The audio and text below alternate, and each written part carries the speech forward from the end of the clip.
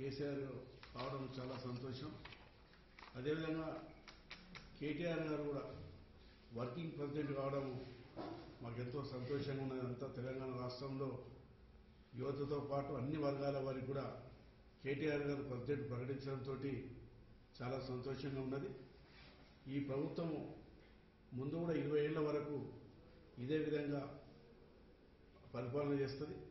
ఏదైతే ఎలక్షన్ల ముందు గౌరవ ముఖ్యమంత్రి కేసీఆర్ గారు చెప్పినారు 100 సీట్లు గెలుస్తామని చెప్పిన విధంగా ప్రజలందరూ కూడా ఊహించని రీతిలో పెద్ద ఎత్తున తెలంగాణ రాష్ట్రంలో టీఆర్ఎస్ పార్టీ అభ్యర్థులను గెలిపేయడం జరిగింది. దీనికి గౌరవ ముఖ్యమంత్రి గారు చేస్తున్నటువంటి ప్రజలకు వ్యక్తిగత ఏదైతే మంచి కార్యక్రమాలు తీసుకున్నారో దానికి ప్రజలందరూ కూడా ముందు నుంచి కూడా మేము కూడా చెప్పుకుంటూ వస్తున్నాం.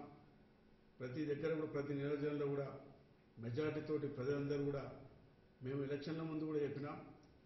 ఏదైతే రైతులు కానీ మహిళలు కానీ యువత కానీ పెద్ద సంఖ్యలో ఇలా చేవల్లో కూడా 33,000తోటి మరి గెలవడం అన్నది చాలా చెప్పుకోదగ్గ విషయం. అదేవిధంగా రాజనారు 50,000 అన్ని పెద్ద ఎత్తున పరిగి కానీ అదేవిధంగా వికారాబాద్ కానీ అన్ని ఉమ్మడి రంగారెడ్డి జిల్లాలో ఊహించని రీతిలో మెజార్టీతోటి స్థానాలు గెలవడం మెజార్టీ రావడం కూడా అందరూ చూస్తూనే ఉన్నారు. అదేవిధంగా మన ఉమ్మడి రంగారెడ్డి జిల్లాతో పాటు తెలంగాణ ఉన్నటువంటి అన్ని జిల్లాల్లో కూడా పెద్ద ఎత్తున మెజార్టీతోటి టీఆర్ఎస్ పార్టీ అభ్యర్థి గెలవడం, దానికి గౌరవ ముఖ్యమంత్రి గారు ముందుగా చెప్పిన విధంగానే రిజల్ట్స్ కూడా రావడం కూడా జరిగింది.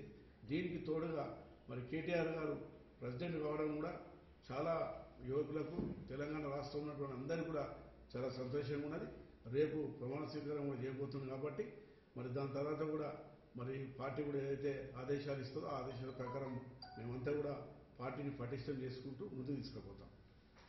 నిప్పు లాంటి నిజాల కోసం ప్లీజ్ సబ్స్క్రైబ్ ఫ్యాక్ట్ న్యూస్.